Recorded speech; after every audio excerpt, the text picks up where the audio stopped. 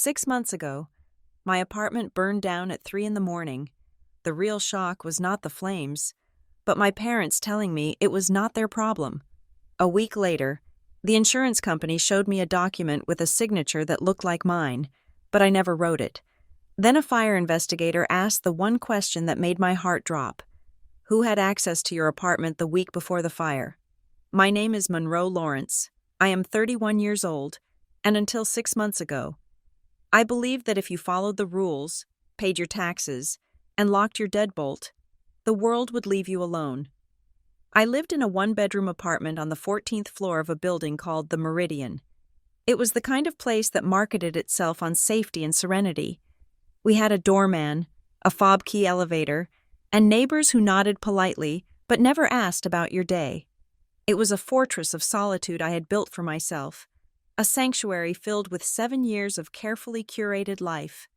I had a beige sectional sofa I had saved up for 6 months to buy, a collection of vintage hardcovers lining the wall, and a sense of peace that I thought was impenetrable. I was wrong. The end of my life as I knew it did not begin with a bang. It began with a screech. It was 3:17 in the morning when the smoke detector above my bedroom door decided to scream. I woke up swinging. For a fraction of a second, my brain tried to rationalize the noise. Maybe it was a malfunction. Maybe the battery was dying. But then I inhaled, and the rational part of my brain shut down, replaced instantly by the lizard brain that only knows one command, which is run. The air was not just smoky, it was thick, oily, and wrong. It did not smell like burnt toast or a forgotten candle. It smelled like a chemical plant had exploded inside my living room. It was an acrid, stinging scent that tasted like copper and gasoline on the back of my tongue. I rolled out of bed, coughing as the gray haze swallowed the moonlight coming through the window. I did not grab my purse. I did not grab the framed photo of my grandmother on the nightstand. I did not even grab my shoes. I scrambled into the hallway, my bare feet slapping against the hardwood floor that was already feeling unnervingly warm. I reached for the doorknob, and it was hot. Not warm, but hot. Panic, cold and sharp, pierced through the heat. I yanked the door open and stumbled into the building hallway. The emergency lights were flashing, casting chaotic shadows against the walls. Somewhere down the hall, a dog was barking rhythmically, a desperate sound that echoed my own heartbeat. I joined the stream of confused, terrified people in pajamas flowing toward the emergency stairwell. The descent was a blur of concrete stairs and the sound of heavy breathing. 14 flights down on bare feet is a long way. By the time I burst out of the emergency exit and onto the cold pavement of the street below, my lungs were burning as badly as the building above me. I spun around, gasping for air, and looked up. It is a strange thing to watch your life burn. It feels detached, like watching a movie with the volume turned down. But the volume was not turned down. Sirens wailed in the distance, getting louder by the second. People around me were crying, holding their phones up to capture the disaster, or hugging their loved ones. I stood alone. My eyes scanned the building, counting the floors up. 10, 11, 12, 13, 14. The fire was not consuming the whole building. It was angry, focused, and violent, and it was pouring out of exactly 3 windows. My windows. Orange tongues of flame licked the exterior brick, blackening the facade. Glass shattered. A crystalline rain falling to the street below, followed by a rush of sparks that looked like demonic confetti. I watched as the fire devoured the living room where I drank my coffee every morning. I watched the heat blow out the bedroom window where I had been sleeping only 10 minutes ago. 7 years, my college diploma, the letters my first love wrote me, the expensive winter coat I just bought, the little clay statue I made in 3rd grade that I kept for no reason other than sentiment. All of it was being erased. The fire did not just take things, it took the proof that I existed. A fire truck screeched to a halt at the curb, and men in heavy gear began to shout orders. I stood frozen, shivering not from the cold, but from a shock so profound it felt like I had been sedated. A firefighter, a large man with soot smeared across his cheek, moved toward the crowd, guiding people back. He stopped when he saw me. I must have looked wild, barefoot and shivering in a thin, oversized t-shirt, staring upwards with dead eyes. He looked at me, then followed my gaze up to the 14th floor. He looked back at me, and his expression softened into that pitying look professionals give when they have bad news. He asked if I lived in Unit 14B. I nodded. I could not find my voice. He took a breath and told me that my unit was gone. He said it plainly. He said the structural integrity of that section was compromised, and the temperature inside was likely over 1,000 degrees. He said they would do what they could to contain it. But as for saving anything inside, that was impossible. Gone. The word echoed in my head, louder than the sirens. I was steered toward a paramedic who wrapped a gray wool blanket around my shoulders. He checked my vitals, asked me my name, and asked if I had inhaled smoke. I answered automatically. A robot in a human skin suit. Once he determined I was not dying physically, he moved on to the next victim. I sat down on the curb. The asphalt was damp and cold, soaking through my thin pajamas, but I barely felt it. I felt hollowed out. I reached into my pocket. By some miracle, or perhaps just sheer muscle memory, I had grabbed my phone from the nightstand before running. It was the only thing I had left in the world. I needed help. I needed someone to tell me it was going to be okay. I needed a parent. I stared at the screen. It was 3:40 in the morning. I scrolled to the contact labeled Mom. My thumb hovered over the call button. We were not close. We had not been close since she remarried 10 years ago. But this was a fire. This was a disaster. Surely, the old rules of distance did not apply when your child was standing barefoot on a street watching their life turn to ash. I pressed call. It rang. 1 ring, 2 rings, 3 rings. I imagined her shifting in her expensive bed in the suburbs, the silk sheets rustling. 4 rings, 5 rings. Maybe she was asleep. Maybe she had the phone on silent. Panic began to rise in my throat again, a different kind of panic than the fire. This was the panic of being truly alone. 6 rings, 7 rings. On the 8th ring, the line clicked open. There was a rustle, a sigh, and then my mother's voice. It was thick with sleep, but underneath the drowsiness, there was a sharp edge of irritation. She asked what time it was. She asked why I was calling at such an ungodly hour. I opened my mouth, but a sob caught in my throat. I had to force the words out, pushing them past the constriction in my chest. I told her it was gone. I told her there was a fire. I told her I was outside on the street and I had nothing. I said the words clearly. I said, "Mom, I lost everything. I have nowhere to go." There was silence on the other end. For a fleeting second, I expected a gasp. I expected the sound of bed springs as she sat up. I expected her to say she was coming to get me. I expected her to say, "Oh my God, Monroe, are you hurt?" Instead, I heard a muffled voice in the background. My stepfather. He asked who it was. I heard my mother cover the receiver. Her voice muffled but audible. She said it was Monroe, and that she had some drama with her apartment. Then the phone fumbled. The heavy, gravelly breathing of my stepfather filled my ear. He did not say hello. He did not ask if I was burned. He spoke with the cold, detached authority of a man who viewed empathy as a weakness. He said 2 sentences that would burn themselves into my memory deeper than the fire ever could. He said, "Not our problem." He paused, letting the rejection sink in, and then added, "Be more careful." Then the line went dead. I pulled the phone away from my ear and stared at it. The screen was black. The call ended. I sat there on the curb, the gray blanket itching my neck, the smell of my burning life filling my nose. The rejection hit me harder than the physical shock. It was a punch to the gut that left me gasping. Not our problem. Around me, the chaos continued. Firefighters shouted. Water arched through the air, hitting the building with a heavy hiss. Neighbors huddled together, sharing phones and coats. A woman 2 doors down was crying into her boyfriend's shoulder. I was alone. The adrenaline began to fade. replaced by a deep, bone-chilling cold. I pulled the blanket tighter, tucking my knees up to my chin. My mind, desperate to find a distraction from the immediate horror, began to drift backward. It replayed the last week, looking for clues, looking for sense in a senseless situation. And then, I remembered Tuesday. 5 days ago, my mother had come to visit. The memory hit me with the force of a physical blow. My mother never visited.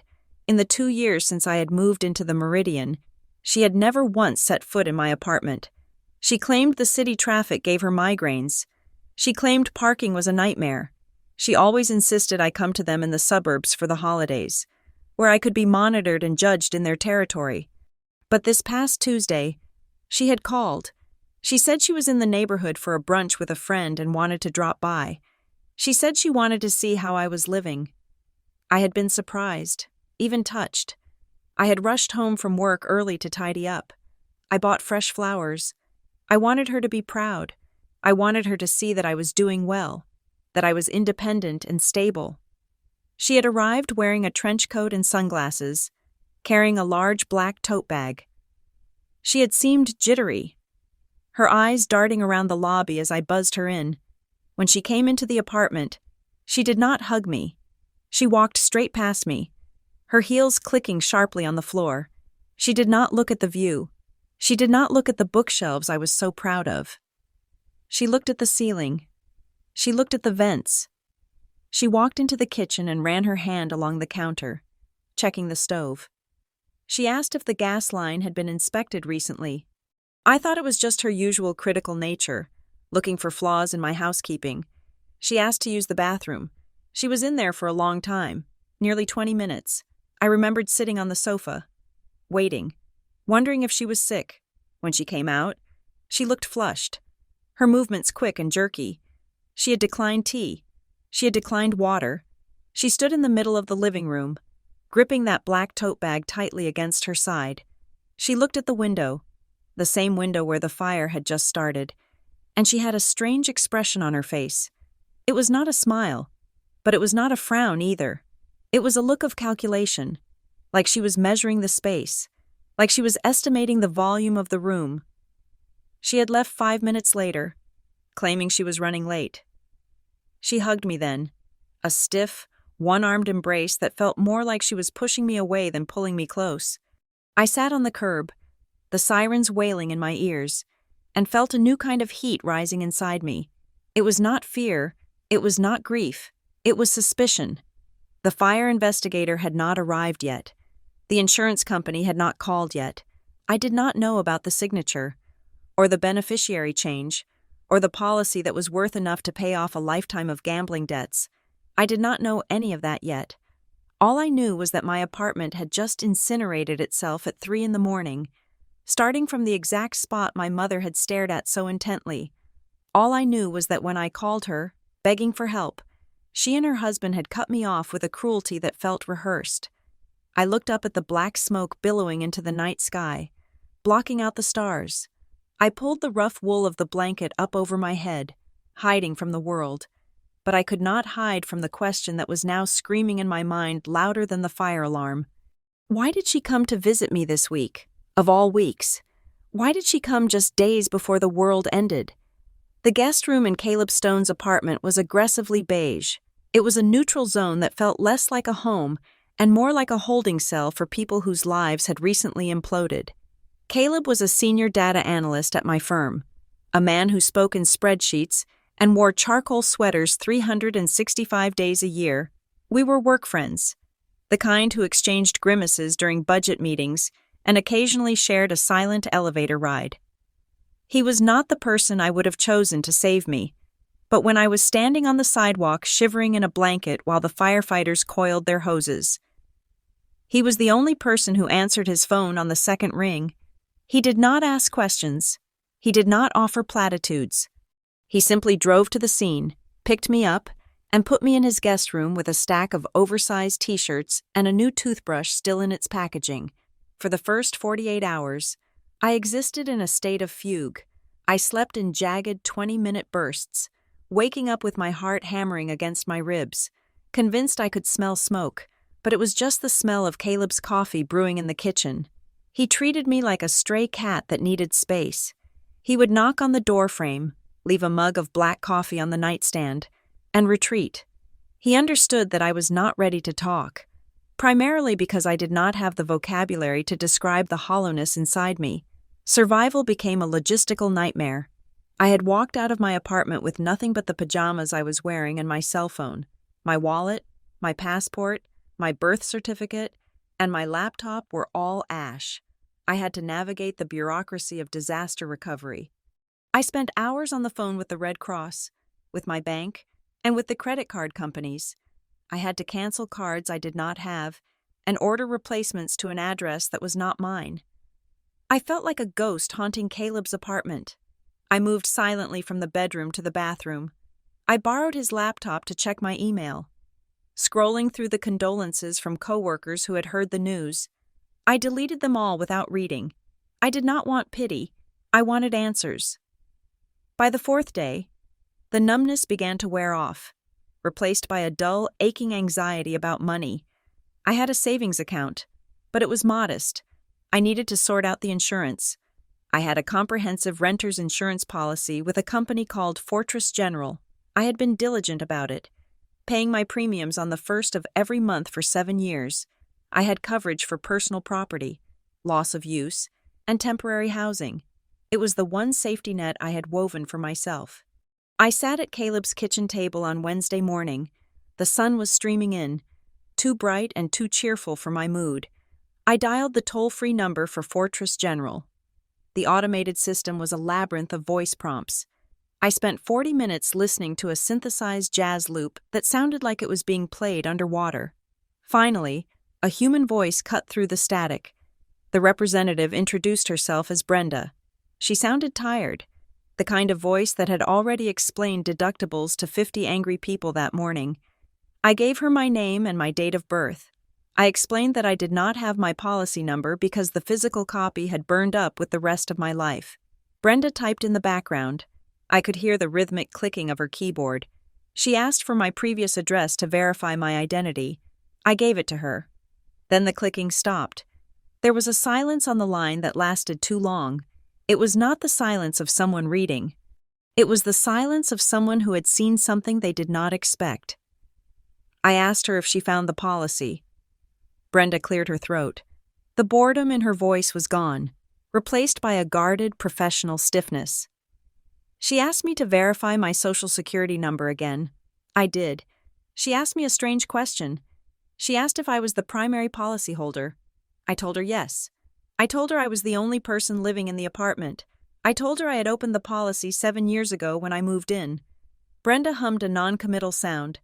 She said she saw the file, but there were some notes on the account that she needed to review with a supervisor. I felt a prickle of irritation. I told her I just needed to start the claim process for emergency housing. I told her I was sleeping in a coworker's spare room. Brenda interrupted me. Her voice was tight. She asked if I had authorized any recent changes to the contact structure or the payout designations. I frowned at the phone. I asked her what she was talking about. I had not changed anything in years. Brenda hesitated. She said she could not proceed with the claim over the phone. She said there was a flag on the account regarding the beneficiary status and authorized parties. I gripped the phone tighter. I asked her to explain. Renter's insurance does not typically have beneficiaries in the same way life insurance does. Unless it involves liability payouts or specific rider clauses. She asked if I knew a Linda and Robert Graham. The air left my lungs. My mother and stepfather. I felt the blood drain from my face. I asked her why she was saying those names. Brenda immediately backtracked. She said she could not discuss the details over the phone due to privacy protocols linked to the account status. She said that because of the specific nature of the recent updates, I needed to come into the local branch office to verify my identity and review the documents in person. I argued. I told her I was the victim here. I told her my apartment had just burned down. She was apologetic but immovable. She gave me the address of a branch office downtown and told me to ask for a case manager named Lila Grant. Then she ended the call. I sat there, staring at the phone, my hand trembling. Caleb walked into the kitchen. He was holding a protein shake and wearing his work glasses. He looked at me, saw the pale cast of my skin, and set the shake down on the counter. He asked what happened. I told him. I told him the insurance company would not talk to me. I told him they mentioned my parents.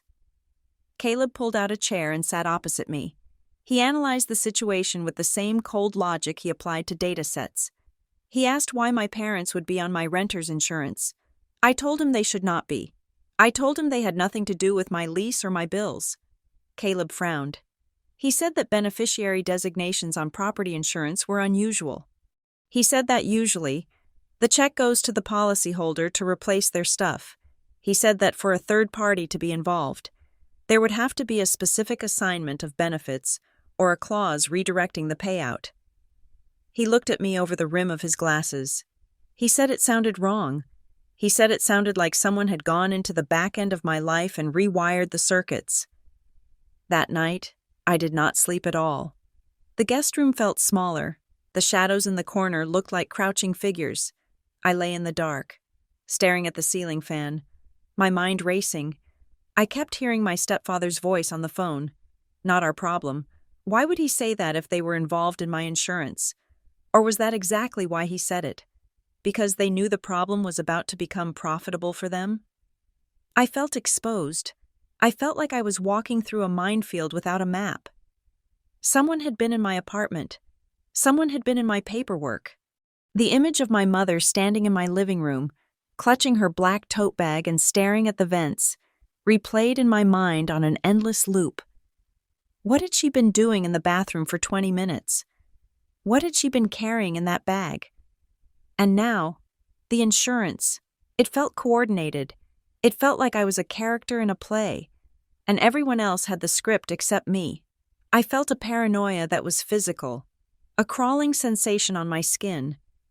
I got up and checked the lock on the bedroom door. Then I checked the front door of Caleb's apartment. It was locked, but it did not make me feel safe. Morning came with a gray, drizzly sky that matched my mood. I dressed in the most professional clothes I could salvage from the donations. A pair of black slacks that were slightly too short, and a white button-down shirt that smelled faintly of lavender detergent. Caleb offered to drive me, but I refused. I needed to do this alone. I needed to face this monster, whatever it was, on my own 2 feet. The Fortress General Office was located in a strip mall on the edge of the business district, sandwiched between a dry cleaner and a dentist's office. It was a soulless place with low ceilings and carpet that had been gray once but was now a shade of depression brown. The air conditioner hummed with a rattle, and the air smelled of stale coffee and toner ink. I walked up to the reception desk. The woman behind the counter looked up. I gave her my name. Her eyes widened slightly. She knew who I was. She did not ask for my ID. She simply picked up the phone and whispered something. 2 minutes later, a door opened in the back. A woman in her 40s walked out. She had sharp features and wore a blazer that looked expensive. She did not smile. She extended a hand and introduced herself as Lila Grant. She led me back to a small office with glass walls. We sat down. The desk was bare except for a computer monitor and a single, thick file folder. Lila Grant did not make small talk. She did not offer me water. She looked at me with an expression that was hard to read. It was not pity. It was more like curiosity, mixed with a professional wariness. She opened the file. She said she understood I was confused about the hold on my claim. She said that before we could proceed with any payouts for emergency housing or personal property replacement, we needed to address the document that was filed 3 months ago. She spun the file around and pushed it across the desk toward me. She said she was very sorry, but the records showed a notarized amendment to the policy. I looked down at the paper. It was a form titled, Change of Beneficiary and Assignment of Claim Rights. My eyes scanned the document, my brain struggling to comprehend the legalese. It stated that in the event of a total loss or significant property damage, 100% of the claim payout was to be directed to the designated alternate beneficiaries. The names listed in the beneficiary box were printed in block letters: Linda Graham, Robert Graham, my parents, but that was not the part that made my heart stop. My eyes drifted to the bottom of the page, to the signature line. There, in blue ink, was my name, Monroe Lawrence. I stared at it. I blinked, waiting for the hallucination to end. The signature looped and curved exactly the way I signed my checks. It had the same sharp point on the M and the same trailing tail on the E. It looked exactly like my handwriting, but I knew, with the absolute certainty of someone who remembers every single document they have signed in the last year, that I had never seen this piece of paper before in my life. I looked up at Lila Grant. My voice was a whisper. I told her I did not sign this. Lila Grant did not look surprised. She folded her hands on the desk. She told me that the document had been submitted in person. She said the person who submitted it had provided my social security number and answered all the security questions. She pointed to a date stamp in the corner of the document. It was dated November 12th, 3 months ago. Then she turned the page over to show me the back. There was a copy of a driver's license attached to the form. It was my driver's license, or at least, it looked like my driver's license, but the photo was slightly off. The hair was right, the face shape was right, but the eyes were dead. Lila Grant leaned forward. She lowered her voice, as if she was telling me a secret I was not supposed to hear. She said there was one more thing I needed to know. She said the policy limit had been increased on the same day this form was filed. She said the coverage for personal property had been tripled. She pointed to the figure at the bottom of the valuation sheet, $250,000. I stared at the number. It was $250,000. It was enough money to clear a gambling debt. It was enough money to start a new life. It was enough money to motivate someone to burn a building down with their daughter inside it. I felt the room tilt. The stale coffee smell became nauseating. I looked at the signature that was mine but not mine. I looked at the names of the people who were supposed to love me. I realized then that this was not just a fire. This was an execution. They had not just abandoned me, they had sold me. Lila Grant was watching me, waiting for a reaction. I could not breathe. I could only stare at the paper. The evidence of a betrayal so calculated and so cold that it froze the blood in my veins. $250,000. The number sat on the bottom of the page like a lead weight. It was not just a number. It was a valuation of my life.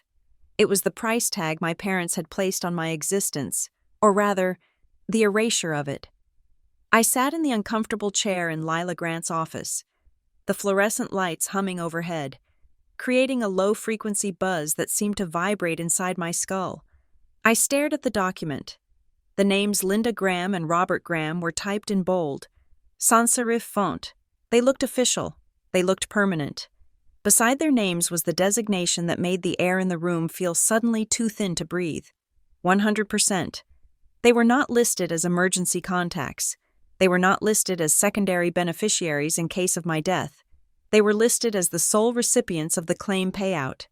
If the apartment burned, if my possessions were destroyed, the check would not come to me to rebuild my life. It would go to them. I looked up at Lila. She was watching me closely. Her fingers interlocked on top of the file folder. Her expression was professional, but there was a flicker of something else in her eyes. Pity? Suspicion? I could not tell. I told her that I had never seen that document before. My voice sounded strange to my own ears, hollow and distant, as if I were speaking from underwater. I told her I did not sign it. I told her that those people, my parents, had no legal claim to my property. Lila did not argue. She did not accuse me of lying. She simply reached across the desk and tapped the bottom of the page with a manicured fingernail. She pointed to the signature line. There it was, Monroe Lawrence. I leaned in closer, my breath hitching in my throat. It was terrifying. It was not a clumsy forgery. It was not a shaky attempt to copy my name. It was my signature. It had the distinct loop on the L that I had adopted in high school. It had the sharp, impatient cross on the T. It looked exactly like the signature I had put on my lease, on my driver's license, on every credit card receipt I had signed for the last decade. But I knew, with a cold, absolute certainty, that my hand had never held the pen that wrote it. I looked at Lila and told her it was a forgery. I said it was a good one, a terrifyingly good one, but it was not mine. I asked her to look at the pressure points. I remembered reading once that forgeries often show hesitation marks, tiny pauses where the pen lifts or presses too hard, because the writer is thinking about the shape rather than flowing with muscle memory. Lila pulled the paper back slightly. She said that the document had been notarized. She said that legally, as far as Fortress General was concerned, this was a binding contract. She said that unless I could prove fraud in a court of law, the policy stood as written. Then she dropped the second anvil. She told me to look at the date again. November 12th. That was 3 months ago. I did the mental math. November, my birthday month. I had not seen my parents in November. I had not spoken to them in November, except for a brief, awkward text message exchange. Lila cleared her throat. She said that she remembered the day this form was submitted. She said she remembered it because it was unusual for policyholders to come in person for administrative changes these days. Most people did everything online. She said a woman had come in. She described her, a woman in her mid-50s, well-dressed, charming. She had brought a box of donuts for the office staff. She had laughed and apologized for being a helicopter parent. Lila looked at me, her eyes searching my face. She said the woman told them she was handling some paperwork for her daughter because her daughter was so swamped with work she could barely breathe. She said the woman claimed I was on a business trip and had asked her to drop the forms off to make sure everything was secure. I felt a wave of nausea roll through me. That was my mother's signature move. The martyr, the helper, the saint who sacrifices her time to clean up the messes of her ungrateful children. It was a narrative she had perfected over 30 years. She charmed strangers. She made them feel special, bringing donuts, offering compliments, all while weaving a web of lies so tight you could not move without tripping a wire. She had come here. She had walked into this office, smiled at these people, and systematically stolen my identity. And she had done it 3 months before the fire. That was the detail that made the room spin. 3 months. This was not a crime of opportunity. This was not a sudden desperate reaction to a gambling debt. This was premeditated. This was a plan. My mind flashed back to the visit I had replayed in my head 1,000 times since the fire. My mother standing in my living room on Tuesday, the black tote bag, the way she had declined tea. I had thought she was being cold. I had thought she was judging my furniture or my housekeeping. But now, the memory shifted. The lens sharpened. I remembered the way she had looked at the power strip behind the television. I had thought she was looking for dust. Now I realized she was checking the load. I remembered how she had stood by the window, the one where the fire started. She had touched the curtains. They were heavy velvet, vintage, and very flammable. She had run her fingers down the fabric, not with affection, but with assessment. She was checking the fuel source and the bathroom. The 20 minutes she spent in the bathroom, I had assumed she was sick or fixing her makeup, but the bathroom shared a wall with the bedroom closet, the closet where I kept my winter coats, the closet that the fire investigator said was one of the hottest points of the blaze. She had not been using the restroom. She had been planting something. Or perhaps she had been disabling the smoke detector near the back hall.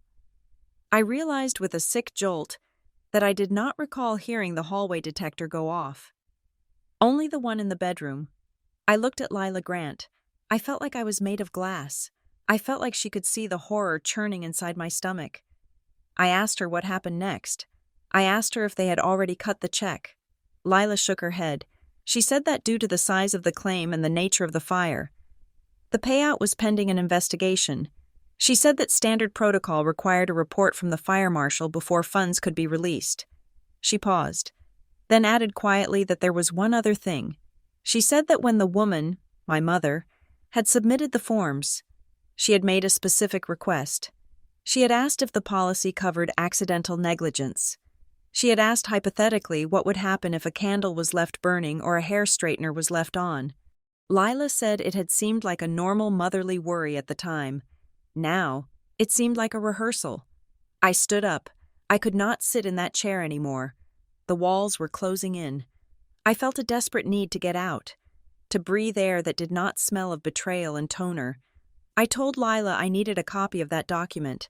I told her I would be hiring a lawyer. Lila nodded. She made a photocopy and handed it to me. She told me to be careful. She did not say why, but the warning hung in the air. I walked out of the office and into the parking lot. The gray sky had turned a darker shade of slate, threatening rain. I leaned against Caleb's car, clutching the photocopy to my chest. My hands were shaking so hard I could barely hold the keys. They had planned this. They had written a script where I was the negligent daughter, the one who worked too hard and forgot to turn off the stove, the one who needed her parents to manage her affairs. They had turned me into a character in their tragedy, a tragedy that ended with them $250,000 richer and me destitute. My phone buzzed in my pocket. I jumped, my heart hammering against my ribs. I pulled it out. It was an unknown number. Local area code. I almost let it go to voicemail. I did not want to talk to anyone. I did not want to hear my mother's voice feigning concern. I did not want to hear a debt collector. But something told me to answer. I swiped the green button and held the phone to my ear. I did not speak. I waited. A male voice spoke. It was deep, calm, and authoritative. He asked if this was Monroe Lawrence. I said yes. He introduced himself. He said his name was Rafe Dalton. He said he was a private fire investigator contracted by the city to look into the blaze at the Meridian. My grip on the phone tightened. A fire investigator. He asked if I was available to meet. He said he had been at the site this morning. He said he had found some things that did not line up with a standard accidental electrical fire. I asked him what he meant. He paused. The silence on the line was heavy. He asked me exactly one question. He asked who had been in my apartment in the week leading up to the fire. The question hit me like a physical blow. It was the same question my mind had been screaming for the last hour. But hearing it from a stranger, from a professional, made it real. It moved the situation from the realm of family dysfunction into the realm of criminal intent. I closed my eyes. I saw my mother's face. I saw the black tote bag. I saw the smile she gave the insurance agents as she signed my name. I told him I could meet him.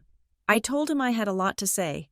He gave me the address of a coffee shop 2 blocks from the burnt shell of my building. He said to meet him in 30 minutes. I hung up the phone. I stood there in the parking lot for a moment longer, listening to the distant sound of traffic. I felt a change occur inside me. When I had walked into the insurance office, I had been a victim. I had been a confused, grieving daughter who had lost her home. Now, I was something else. I looked at the photocopy in my hand again. I looked at the signature that was a lie.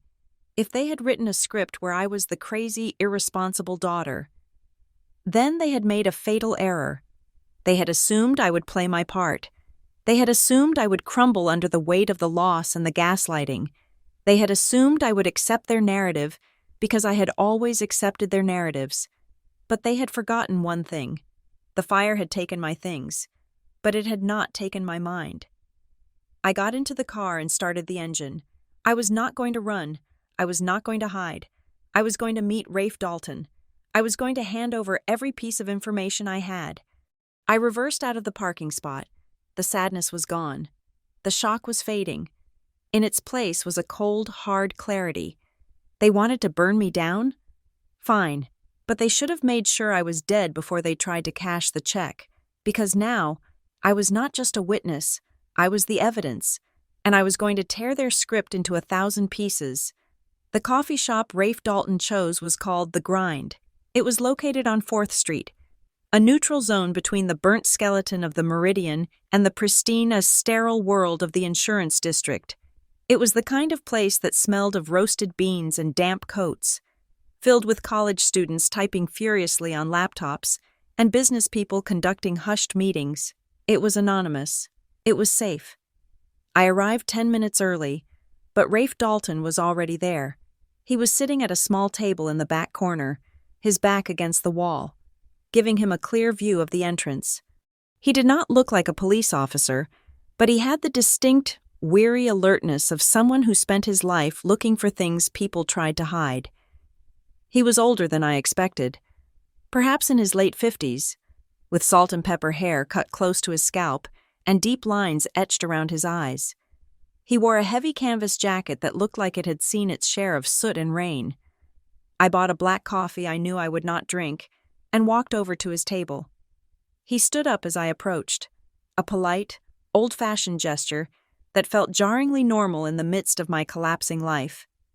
He shook my hand. His grip was firm, dry, and brief. He introduced himself again, his voice the same deep baritone I had heard on the phone. We sat down. The table between us was small, creating an intimacy I was not sure I wanted. Rafe did not waste time with pleasantries. He did not ask how I was holding up. He did not offer condolences. He reached into a leather satchel by his feet and pulled out a tablet. He placed it on the table, face down, and looked at me. His eyes were a pale, piercing blue, intelligent and uncomfortably direct. He told me right then that he did not believe the fire was an accident. He said it calmly, as if he were commenting on the weather, but the words landed on the table with the weight of a sledgehammer. I felt a cold shiver run down my spine. I asked him what he meant. The official report, or at least what the firefighters had told me that night, suggested an electrical surge or a faulty appliance. Rafe shook his head slowly. He said that fire speaks a language. He said that if you listen to it, it tells you exactly where it was born and how it grew. He said my fire was telling a story that did not match the physics of a natural disaster. He flipped the tablet over. The screen displayed a high-resolution photograph. It was a picture of my living room, or what was left of it. It was a nightmare landscape of charred wood and melted plastic. The walls were black. The floor was a crater of debris, but Rafe pointed a thick finger at a specific spot near the baseboard, right where my television stand used to be. He asked me to look at the burn pattern. I leaned in, fighting the urge to look away. It was like looking at the corpse of a friend. I saw a blackened shape on the wall, a deep, dark char that fanned upward and outward. Rafe traced the shape with his finger. He called it a V pattern. He explained that fire burns up and out, creating a V shape from its point of origin. He said the base of the V points to where the fire started. He pointed to the bottom of the V. It was directly below the electrical outlet. He said that normally, in an electrical fire, you see arcing inside the outlet. You see the copper wiring melted and fused in a specific way that indicates a short circuit. He swiped to the next photo. It was a close-up of the outlet, stripped of its plastic cover which had melted away. He told me to look at the wires. He said they were clean. He explained that the wires were intact. The insulation was burned off from the outside heat, not from internal heat. He said the fire did not start inside the wall. It started in front of the wall, on the floor, directly beneath the outlet. I stared at the image. I felt a wave of nausea rising in my throat. I asked him what that meant. Rafe looked at me, his expression grim. He said it meant the fire had help. He used words like accelerant and heat trail. He explained that a natural fire starting from, say, a dropped cigarette burns slowly at first. It smolders. But this fire had burned hot and fast. He showed me another photo of the floorboards. They were deeply charred, almost eaten through in a jagged, irregular puddle shape. He said that creates what they call a pour pattern. He said it looks exactly like what happens when someone spills a liquid that burns hotter than the wood itself. I put a hand over my mouth. The smell of the coffee shop, roasted beans and milk, suddenly turned rancid. I thought of my mother standing in that exact spot. I thought of her touching the curtains. I thought of the black tote bag. Rafe turned the tablet off. The screen went black, reflecting my pale, terrified face. He leaned forward, crossing his arms on the table. The air between us grew tight. This was the moment, the pivot point where the investigation turned from physics to people. He asked me the question again, the one he had asked on the phone. He asked who had been in my apartment in the week leading up to the fire. I looked at him. I wanted to lie. I wanted to protect the fragile, shredded remains of my family history. I wanted to say it was just the maintenance man, or the landlord, or nobody. But I had the photocopy of the insurance form in my purse. I had the memory of the signature that was not mine. I took a deep breath. My voice trembled as I spoke. I told him my mother had visited. I told him it was Tuesday, 3 days before the fire. Rafe did not look surprised. He nodded slowly, as if I had just confirmed a calculation he had already made. He asked if she visited often. I laughed. A short, bitter sound. I told him no. I told him it was the first time in 2 years. Rafe reached into his satchel again.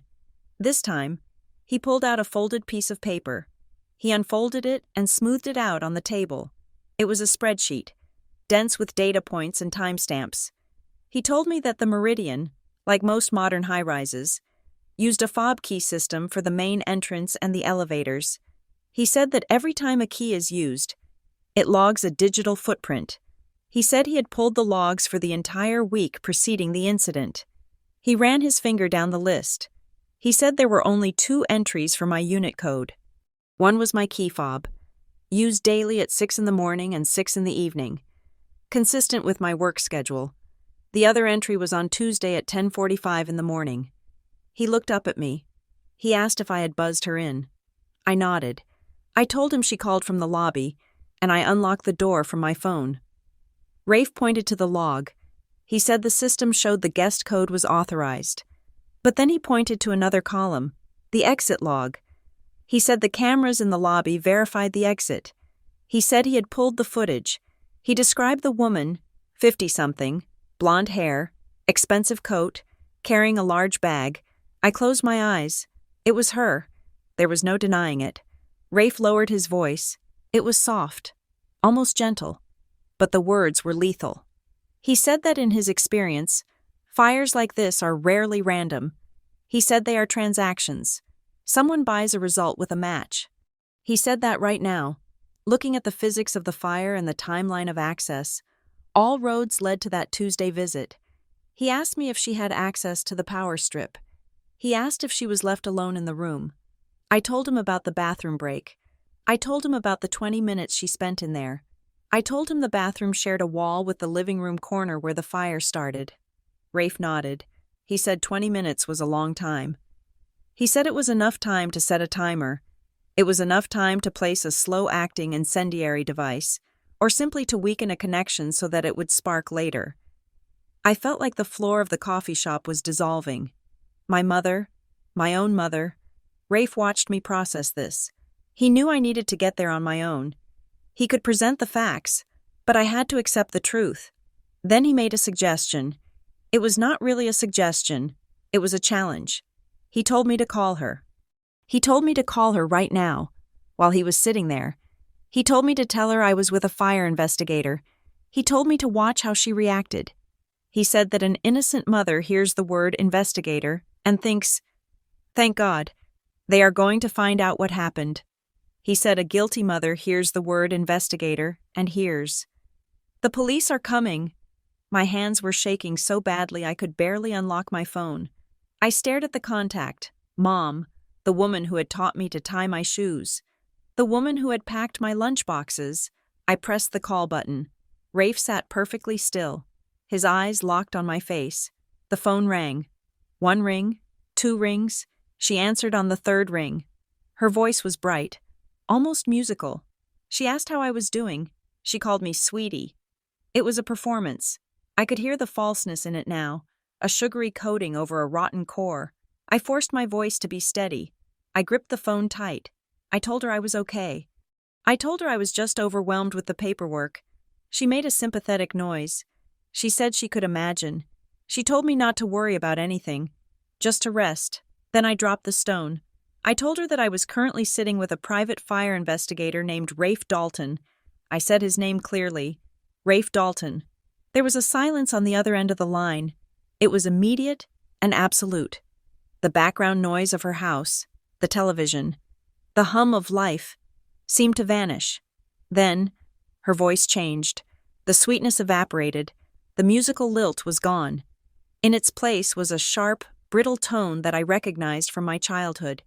The tone she used when I had broken a rule. She asked why I was talking to an investigator. I told her he had some questions about the fire. I told her he thought it might not be an accident. The reaction was instantaneous. She did not ask, "What did he find?" She did not ask, "Who would do such a thing?" She snapped. She told me to stop talking. She told me, very firmly, that I should not say a single word to anyone without legal counsel. She said that these investigators try to twist things. She said they try to blame the tenant to save the insurance company money. She said, "Monroe, listen to me. Do not tell him anything. Tell him you need to speak to your father. Hang up the phone." Her voice was rising in panic. It was not the panic of a mother worried about her daughter's stress. It was the panic of a co-conspirator realizing the loose end was talking. She said, "Did you tell him I was there?" The question hung in the air between us, heavy and incriminating. I felt a coldness settle in my chest, replacing the nausea. It was the death of hope. Until that second, a tiny, foolish part of me had still wanted to believe it was a coincidence. I had wanted to believe Rafe was wrong. But an innocent person does not ask if their presence has been revealed. An innocent person does not demand silence. I looked at Rafe. He was watching me, his face impassive. He knew exactly what I was hearing. I spoke into the phone. My voice was quiet. I asked her why it mattered if I told him she was there. She stuttered. She backtracked. She said it was just that she did not want to be dragged into a bureaucratic mess. She said she was just protecting me. I told her I had to go. I hung up before she could say anything else. I placed the phone on the table, face down, as if it were a contaminated object. I looked at Rafe Dalton. He did not say, "I told you so." He simply nodded. He said, "She is scared." I nodded. I felt tears pricking the corners of my eyes.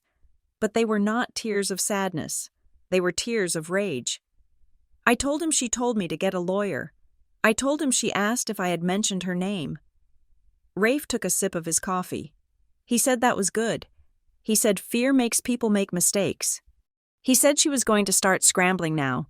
She would try to cover her tracks, and in doing so, she would leave fresh ones. He leaned across the table. He told me that we had the how. We knew it was an accelerant. We knew it was a staged electrical fire. He said we had the who. We had the timeline, the access log, and the motive sitting in that insurance file. But he said we needed more. He said that in a court of law, circumstantial evidence can be argued away. A defense attorney would say anyone could have slipped in. They would say the logs were glitchy. They would say I was confused. He said we needed to lock it down. We needed to prove intent. He asked me if I was willing to go the distance. He asked me if I was willing to help him build a cage that they could not walk out of. I looked out the window of the coffee shop. I saw a family walking by, a mother holding her daughter's hand. The little girl was laughing. I looked back at Rafe. I realized then that my mother did not fear for my safety. She did not care that I had stood on a freezing street watching my life burn. She did not care that I was homeless. She was only afraid that I would speak. She was afraid of the truth. And that meant the truth was my weapon. I told Rafe I was in. I told him I would do whatever it took. I told him, if they wrote a script where I am the crazy daughter, then I am going to rewrite the ending. Rafe smiled then. It was a small, dry smile, but it was genuine. He said, "Good, because the next step is going to be the hardest." He reached into his pocket and pulled out a small business card. He handed it to me.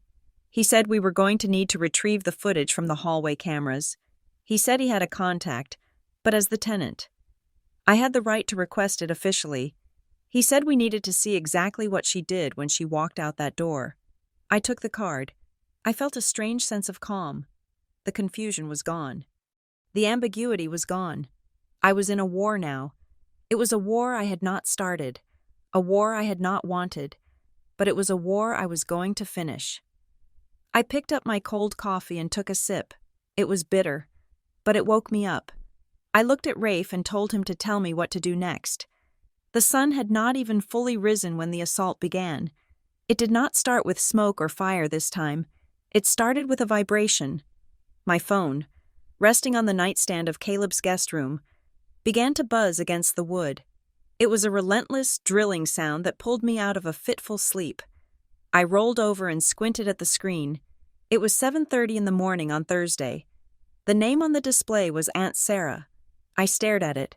Aunt Sarah lived in Ohio. We exchanged Christmas cards and the occasional Facebook comment, but she had not called me on the phone in 5 years. I felt a knot of dread tighten in my stomach. I let it go to voicemail.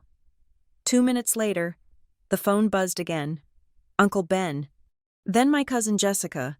Then a number I did not recognize but assumed was another branch of the family tree that had suddenly decided to shake itself loose. I sat up, pulling the duvet around my shoulders. The air in the room felt heavy, charged with an invisible electricity. I picked up the phone and opened my text messages. The notifications cascaded down the screen like a digital waterfall. Monroe, honey, please pick up. Your mother is frantic. We heard about the breakdown. It is okay not to be okay. But you need to let family help you. Just call us. We know you are confused right now. We love you. Don't do anything rash. Mom says you are talking about conspiracies. Please just come home. I read the messages, and my blood ran cold. The breakdown. Conspiracies. Confused. The narrative was being built in real time. My mother had not wasted a single second, while I was sleeping, exhausted from the revelation of her betrayal. She had been working the phones. She was not waiting for me to accuse her.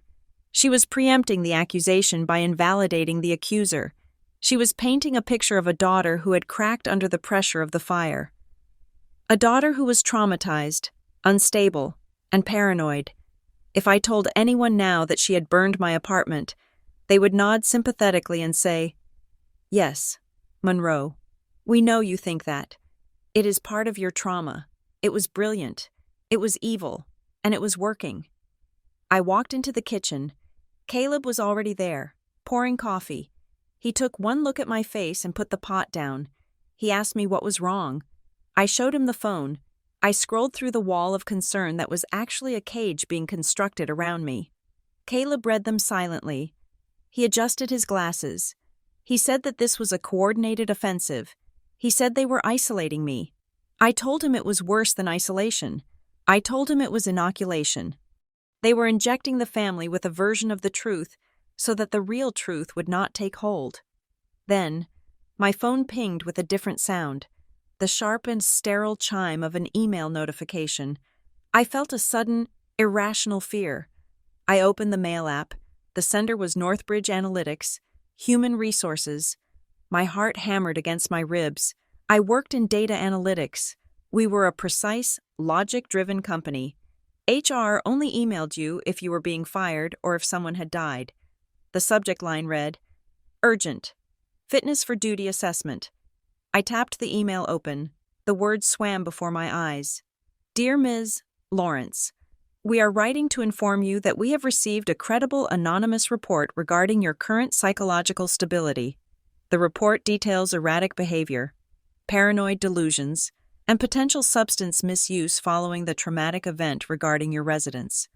Given the sensitive nature of your role and your access to proprietary client data, we are placing you on mandatory administrative leave effective immediately. We require a formal fitness for duty evaluation by a company-approved psychiatrist before your access credentials can be reinstated. Please contact us by 10 o'clock this morning to schedule." I dropped the phone on the counter. It clattered loudly on the granite. I felt like I had been punched in the throat. My job, my career. It was the one thing I had built entirely on my own. It was my source of income, my health insurance, my identity outside of being a daughter, and she had attacked it. I looked at Caleb. I could not breathe. I told him she called my job. I told him she told them I was crazy. Caleb picked up the phone and read the email. His face, usually so impassive, hardened. He looked angry. He said that anonymous meant her. He said she knew exactly where to hit. She knew that without a paycheck, I could not hire a lawyer. She knew that without credibility, I could not fight the insurance fraud. He looked at me and spoke firmly. He told me not to reply yet. He told me to sit down. He said we were going to document this. He went to his study and came back with a notebook and a pen. He placed them in front of me. He told me to write down the time of every call. He told me to screenshot every text message. He told me to save the email as a PDF. He said that if it is not written down, it did not happen. He said we were building a paper trail. I picked up the pen. My hand was shaking, but I forced myself to write. 7:32 in the morning. Text from Aunt Sarah. Accusation of mental breakdown. As I wrote, I felt a shift inside me. The panic did not leave, but it changed texture. It became colder, sharper. I called Rafe Dalton. He answered on the first ring. I told him about the texts. I told him about the HR email. I read him the phrases: paranoid delusions, erratic behavior. Rafe did not sound surprised. He sounded grim. He said this was a classic move. He called it the smear campaign. He explained that in cases of familial fraud, the perpetrator knows the victim better than anyone else. They know the victim's weak points. He said my mother knew I was proud of my career, so she attacked it. She knew I valued my independence, so she attacked my sanity to force me into a conservatorship role. He said she was trying to destroy my reputation before I could open my mouth. She wanted to make sure that by the time the police came asking questions, I would look like a hysterical woman looking for someone to blame for her tragedy. I asked him what I should do. I asked him if I should call my aunt. I asked him if I should call HR and scream that it was a lie. Rafe said absolutely not. He said that if I screamed, I proved them right. If I got emotional, I looked unstable. If I called my family and argued, they would just say, "See? She is manic."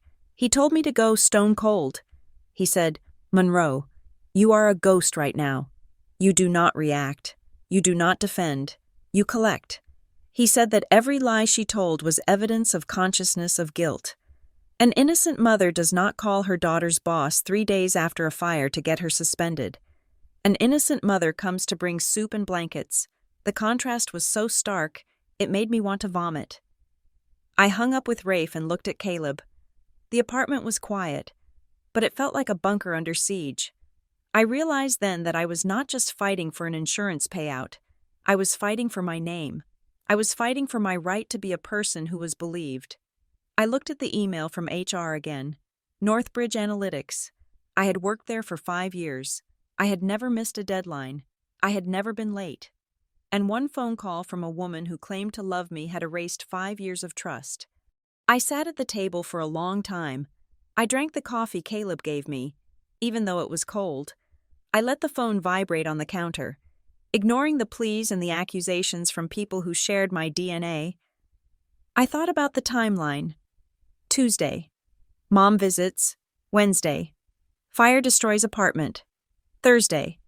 Mom tries to destroy me. It was too aggressive. It was too fast. Why was she pushing so hard? Rafe had said it. She is scared. She was panicking. And when people panic, they get sloppy. She was throwing everything she had at me because she knew the physical evidence was still out there. She was trying to bury me under a mountain of social pressure so that I would stop looking at the ashes. But I was not going to stop looking. I picked up the phone. I did not open the text messages. I did not open the email. I opened my photos. I looked at a picture of my apartment from a month ago. I looked at the hallway outside my door. It was a long corridor with beige carpet and sconce lighting, and on the ceiling, every 20 feet, there was a small black dome, the security cameras. Rafe had mentioned the lobby footage. He had seen her entering and leaving the building, but the lobby only proved she was in the building. It did not prove what she did on the 14th floor. But the hallway cameras, if there was a camera in the hallway, it would have seen everything. It would have seen her standing at my door. It would have seen her entering with the bag. And more importantly, it would have seen her leaving. I remembered the insurance agent, Lila Grant, saying my mother had asked about negligence. I remembered Rafe talking about the pore pattern on the floor.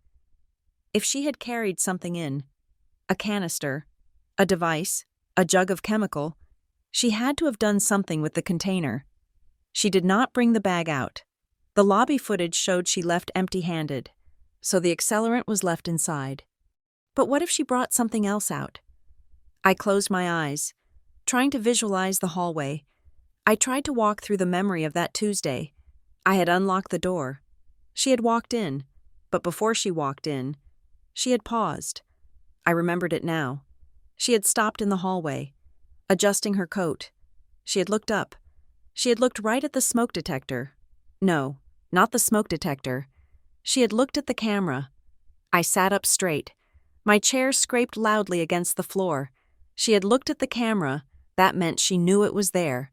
If she knew it was there, she would have tried to avoid it. But you cannot avoid a camera in a straight hallway, unless you tamper with it, or unless you do something so subtle that you think no one is watching, or unless you are so arrogant, so convinced of your own narrative, that you think no one will ever pull the tape because the victim is just a crazy girl who burned her own house down.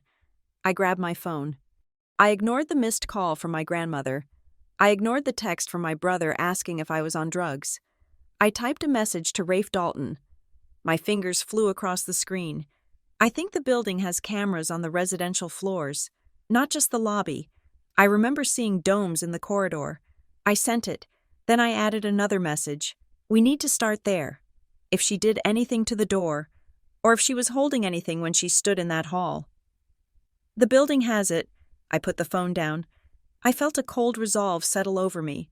They wanted to play a game of psychological warfare? Fine, I would play. I would let them think I was broken. I would let them think their smear campaign was working. I would let HR suspend me. I would let my family gossip, because while they were busy talking about my mental state, I was going to be busy finding the footage that would put my mother in handcuffs. I looked at Caleb. I told him I was going to draft a reply to HR. I told him I would be polite, professional, and compliant. I would agree to the evaluation. Caleb nodded. He said that was the right move. He said it makes me look rational. I nodded. I was rational. I was the most rational person in the world right now. I was a machine built for vengeance, and my fuel was the absolute, burning knowledge that I was right. We did not waste time. The text message I sent to Rafe regarding the hallway cameras changed the entire texture of the morning. The feeling of being hunted evaporated, replaced by the cold, metallic taste of the hunt itself. I was no longer the prey. I was the one holding the spear. Rafe picked me up in his truck, a battered Ford that smelled of stale tobacco and wood smoke. We drove to the temporary leasing office that the Meridian management had set up in a trailer 2 blocks from the burn site. The main office, like my apartment, was currently a hazard zone, but the servers, Rafe assured me, were usually kept in a fire-resistant room in the basement or backed up to an off-site cloud. The property manager, Ms. Granger, was a woman who looked like she had not slept in a week. Her blazer was wrinkled, and she was juggling 2 phones when we walked in. She knew me. She gave me a look that was a mixture of pity and administrative exhaustion. But when she saw Rafe Dalton and the badge clipped to his belt, the exhaustion shifted into wariness. Rafe was polite but terrifyingly direct. He did not ask for favors. He cited statutes regarding arson investigations and tenant rights to access data concerning their own liability. He told her we needed the hallway feeds for the 14th floor for the entire week prior to the incident. Ms. Granger hesitated, muttering something about corporate policy and privacy. Rafe leaned on the desk, his voice dropping an octave. He told her that if this turned out to be a criminal negligence case against the building for faulty wiring, she would want that footage to clear her name.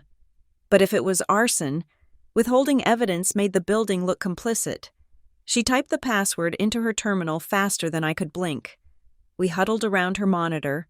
The screen was large, displaying a grid of grayscale feeds. She clicked on a file labeled 14th Floor East. My heart hammered against my ribs like a trapped bird. This was it.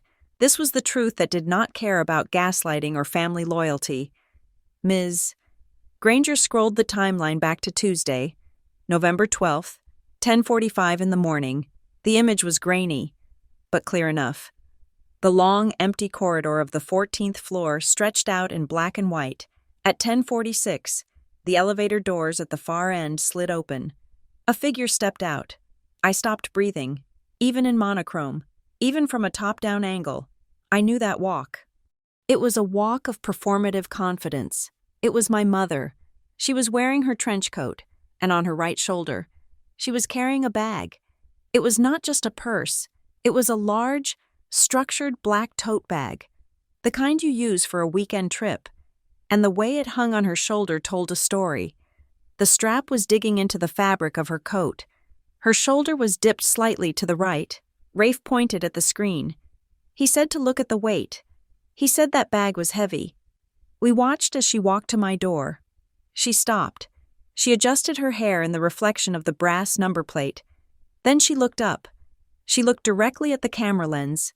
It was a chilling moment. She stared right at us, across time, across the ruin of the fire. She stared with a blank, assessing gaze. Then she looked down, smoothed her coat, and pressed the buzzer. On the screen, my door opened. I saw a tiny, pixelated version of myself step out and hug her. We went inside. The door closed. Rafe told Ms.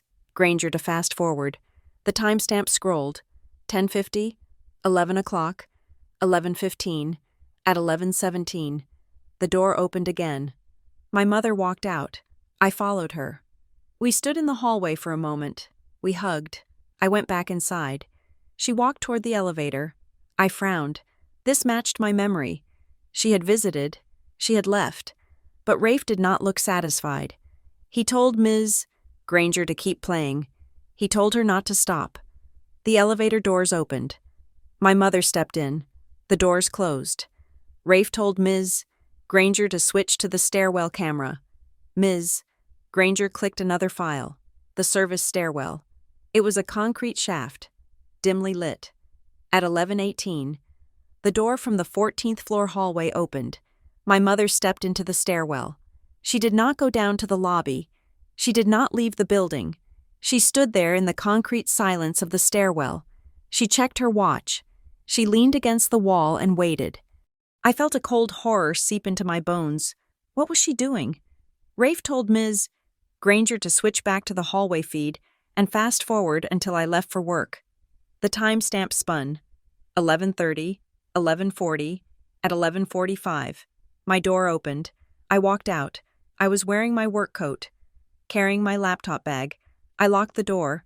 I checked the handle, a habit I always had. Then I walked to the elevator and disappeared. The hallway was empty. Rafe said to watch closely now. 2 minutes after I left, 11:47. The stairwell door at the far end of the hall opened. My mother stepped out. She was still carrying the heavy black bag. She walked quickly down the hall, moving with a stealth that seemed practiced. She reached my door. I whispered that she did not have a key. I never gave her a key. On the screen, my mother did not use a key. She reached into her pocket and pulled out something small and metallic. She slid it into the lock. She jiggled it. It took her less than 10 seconds. The door clicked open. I gasped. Rafe muttered a curse word under his breath. He said she must have unlocked the deadbolt from the inside when she used the bathroom. He said she probably taped the latch or simply left the bottom lock disengaged while I was distracted. She slipped inside my apartment and closed the door. Ms. Granger looked at me, her eyes wide. She asked if that was my mother. I could not answer. I felt sick. My sanctuary, my safe space. She had been inside it while I was at work, believing I was safe. Rafe told Ms. Granger to fast forward again. He asked how long she stayed. The time code spun. 12 o'clock, 1 o'clock, 2 o'clock. She was in there for nearly 3 hours. 3 hours. What could you do in 3 hours? You could read a book. You could take a nap. Or if you were Linda Graham, you could dismantle your daughter's life. You could arrange the furniture to maximize airflow. You could disable smoke detectors. You could plant the seeds of a disaster. At 2:35 in the afternoon, the door opened. My mother stepped out. Rafe slammed his hand down on the desk. He pointed at the screen. He told us to look at the bag. She was still carrying the black tote, but the strap was no longer digging into her shoulder. The bag swung lightly against her hip. It looked deflated. It looked empty. She had walked in with a heavy bag. She had walked out with a light one. Whatever was in that bag, the weight, the mass, the weapon, had been left inside my apartment. We watched her walk to the elevator. She pressed the button. She looked at the camera one last time, and this time, she smiled. It was a small, Satisfied smirk. Then she was gone. The room was silent. The hum of the computer fan sounded like a jet engine. Rafe straightened up. He looked at me. He said we had her. He said the chain of custody was broken for the bag, but the intent was captured in high definition. He said breaking and entering, even with a family relation, combined with the insurance policy, was enough to get a warrant. Then his phone buzzed. He pulled it out and looked at a text message. His eyebrows shot up. He looked at me. He said the timing was impeccable. He said he just got the preliminary report from the debris lab. He read the message out loud. He said the forensic team sifted through the melt pattern near the outlet. They found fused plastic and a specific type of spring mechanism that did not belong to a standard power strip. He said they found the remains of a heavy-duty appliance timer. I stared at him. A timer, Rafe explained. He said it was an analog timer, the kind you use for lamps when you go on vacation, but this one had been modified. He said if you plug a high-voltage device into a cheap timer and set it to trigger at 3 a.m, and you tamper with the ground wire, you create a delayed ignition source. She had spent 3 hours in my apartment setting a trap. She had plugged it in, hidden it behind the heavy velvet curtains she had admired, and set the dial for 3 days later. She had turned my apartment into a time bomb, and then she had gone home to bake cookies and wait for the phone to ring. The bathroom break earlier that morning was just reconnaissance. The 3 hours alone were the execution. I felt a sudden, sharp clarity. The grief was gone. The shock was gone. I was just angry. I was a cold, pure fury. We thanked Ms. Granger, who looked like she wanted to call the police immediately. Rafe told her to secure the footage and make 3 copies. We walked back to the truck. Rafe was already calling the district attorney's office, talking about probable cause and immediate flight risks, but I had one more thing to check. I called Caleb. He answered on the first ring. He sounded tense. He asked if I was okay. I told him I was better than okay. I told him we had the footage. I told him she was inside for 3 hours. Caleb let out a low whistle. He said that explains the emails. I asked him what emails. He said he had been digging into the cloud archives of my email account. He said that usually, when you delete an email, it goes to the trash folder. But if you want to hide something really well, you set up a rule to permanently delete specific incoming messages immediately. He said he found a filter created on my account on November 12th, the same day she visited. The rule was simple. Any email containing the words insurance, policy, beneficiary, or Fortress General was to be automatically marked as read and moved to a hidden archive folder that did not sync to my phone. Caleb said he bypassed the rule and dug into the archive. He found them. There were 6 emails. Confirmation of change of beneficiary, acknowledgement of policy increase, security alert, password changed. And the most damning one of all, sent from my account to the insurance agent, but written in a syntax that was unmistakably my mother's. Dear Lila, thank you so much for your help today. My daughter is so relieved to have this handled. We will sleep better knowing everything is in order. She had sat in my apartment, on my computer, probably while I was at work earning the money to pay the rent, and she had impersonated me to seal my own doom. She had hacked my life. I told Caleb to print everything. I told him to print the headers, the IP addresses, the timestamps. I hung up the phone. I looked at Rafe. He was watching me. I told him about the emails. I told him about the hidden folder. Rafe nodded. He said this was not just arson. This was identity theft. This was wire fraud. This was a racketeering enterprise disguised as a suburban marriage. He started the truck.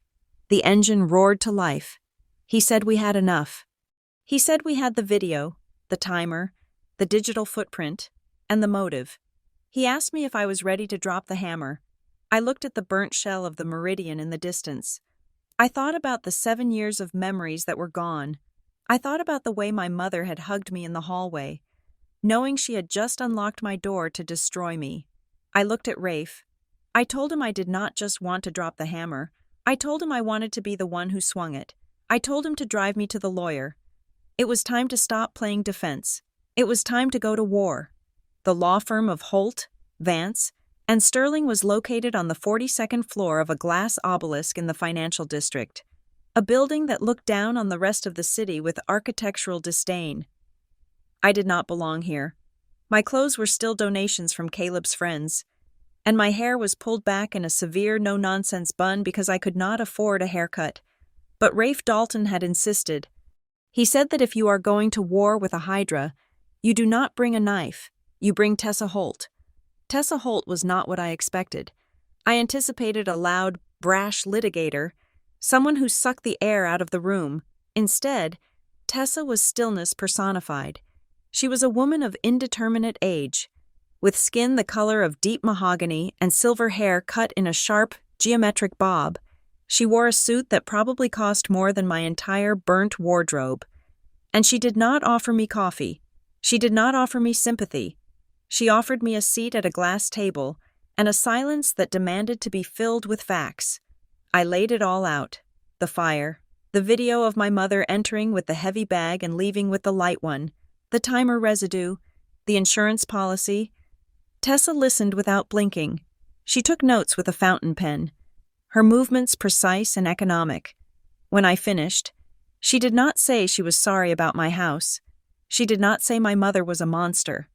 She tapped the photocopy of the insurance beneficiary form I had placed on the table. She asked if I was absolutely certain I did not sign it. I told her I would swear on my life. Tessa pulled a magnifying glass from her desk drawer. It was an old-school tool for a modern lawyer, but she used it with the focus of a jeweler appraising a diamond.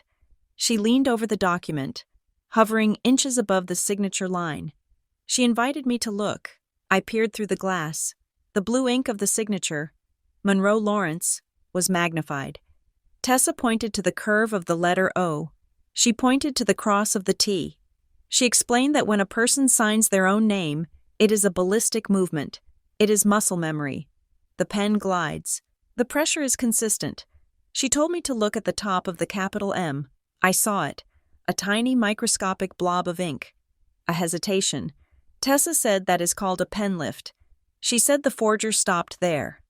They hesitated because they were looking at a reference, probably my actual signature on another document, and their brain had to pause to copy the angle. She moved the glass to the end of the name. She showed me a tremor in the tail of the E. She said, "That is the tremor of deceit. It is the hand trying to draw a picture of a signature rather than writing a name." She said a forensic document examiner would testify in court that this is a simulation, not a signature. She sat back and capped her pen. She said we had the forgery. Now we needed the courier. We went back to the Fortress General Branch office an hour later. This time, the atmosphere was different. When I had gone alone, I was a confused victim. With Tessa Holt walking beside me, I was a liability. The air in the office seemed to freeze. Lila Grant, the manager, looked pale when Tessa handed her a business card.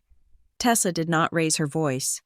She simply stated that we were conducting a formal inquiry into a fraudulent submission and that she required the immediate cooperation of the staff member who accepted the forms on November 12th. Lila tried to cite privacy policies.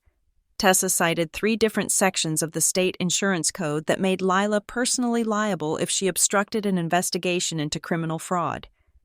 5 minutes later, we were in the conference room. A young woman named Sarah was brought in. She looked terrified. She was the front desk clerk who had processed the paperwork. Tessa placed the document on the table. She asked Sarah if she remembered receiving this. Sarah looked at the date. She looked at Lila. She nodded. She said she remembered because the woman had been so nice. She said the woman brought donuts. Tessa asked Sarah to describe the interaction. Sarah said the woman told her that her daughter, Monroe, was a high-powered executive who was traveling for business in Tokyo. She said the woman claimed she was just helping her daughter get her affairs in order before a big merger. I felt a surge of bile. Tokyo. A merger. My mother had invented an entire glamorous, fictional life for me to justify stealing my real one. Tessa asked if the woman provided identification. Sarah hesitated. She said the woman showed her a driver's license that matched the name on the account. She said the photo looked like the woman standing in front of her. Just a little younger. Tessa reached into her briefcase. She pulled out a folder. Inside was what police call a six-pack, a photo lineup. Rafe had compiled it for us. It contained 6 photos of women with blonde hair and similar builds. One was my mother. The other 5 were strangers. Tessa slid the sheet across the table. She told Sarah to look carefully. She told her that a felony had been committed and that her identification today would determine whether she was a witness or an accessory. Sarah's hand trembled. She scanned the faces. Her finger hovered over image number 3. She tapped it. She said that was her. She said she remembered the earrings. Image number 3 was Linda Graham. Tessa nodded. She did not smile. She pulled the paper back and marked it as Exhibit B. Then Tessa turned to the document again. She flipped to the second page, a page I had been too nauseous to read closely the first time. She pointed to a section titled Correspondence Address. She asked Lila Grant where the confirmation letters were sent. Lila looked at her computer. She said they were sent to the address on file. Tessa told her to read the address on the screen. Lila read it out loud. P.O. Box 442, Westview Station. I stared at Tessa. I told her I did not have a P.O. box. I had never had a P.O. box. Tessa looked at me with a gaze that was almost approving. She said that was the final nail. She explained that fraudsters know that insurance companies send confirmation letters when policies are changed. If those letters went to my apartment, I would have seen them. I would have called and canceled the change. So my mother had opened a P.O. box in my name, or in a name close enough to pass. To intercept the mail, she had created a closed loop of information. Tessa looked at Rafe. She said we had the video of the entry, we had the eyewitness identification of the fraud, we had the forensic evidence of the signature, and now we had the mail fraud. She said we had enough to bury them. We left the office and walked out into the cold afternoon air. Rafe lit a cigarette, his hands cupping the flame against the wind. He looked satisfied. He listed the inventory of our war chest. He said we had the hallway video of the heavy bag. We had the timer parts. We had the email hack. We had the signature analysis. We had the witness ID. We had the P.O. box. It was a mountain of evidence. It was airtight. But as I stood there, watching the smoke curl from Rafe's cigarette, the question that had been gnawing at me since the beginning suddenly roared to life. I asked them why. I asked Rafe and Tessa. I said I understood they wanted money. I understood greed. But this was insane. This was high risk. This was a felony that required months of planning, breaking into my home, hacking my computer, impersonating me, and risking a fire that could have killed half the building. I said $250,000 is a lot of money, but is it worth life in prison? Is it worth destroying your own child? Why were they so desperate? Why were they so reckless? Tessa did not answer. She was a lawyer. She dealt in actions, not motives. But Caleb, who had been waiting in the car, working on his laptop, rolled down the window. He called my name. He sounded urgent.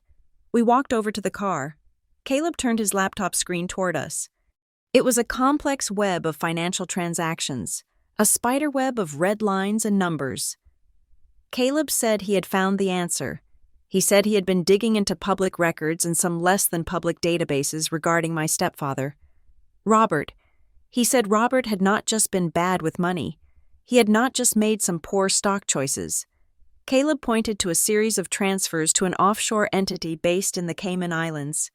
He said Robert had been engaged in high-stakes online sports betting. Not the legal kind, the kind run by organizations that do not send collection agencies. They send guys with baseball bats. Caleb scrolled down. He showed us a judgment lien against their house that had been filed quietly 6 months ago. They were underwater. They were drowning. But the kicker was the date of the last big loss. Caleb pointed to a date in early November. He said Robert lost $80,000 on a single weekend.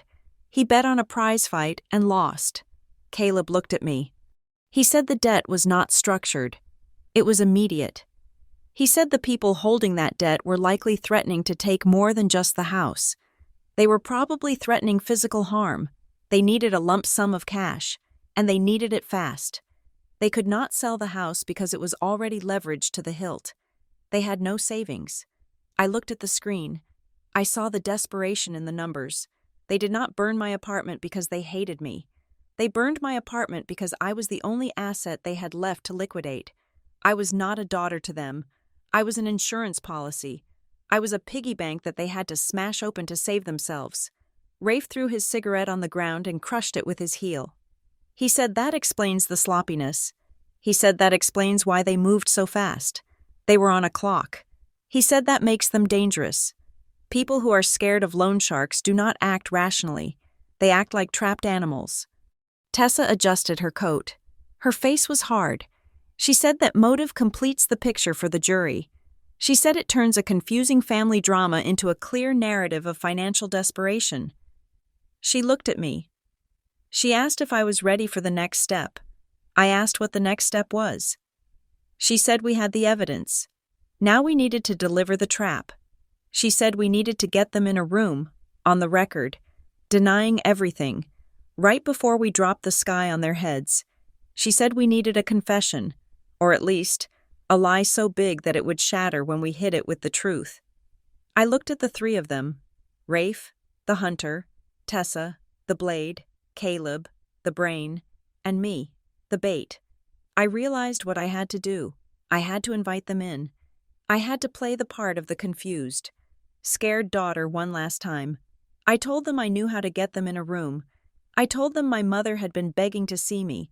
She wanted to comfort me. She wanted to make sure I was not talking to investigators. I said I would give her what she wanted.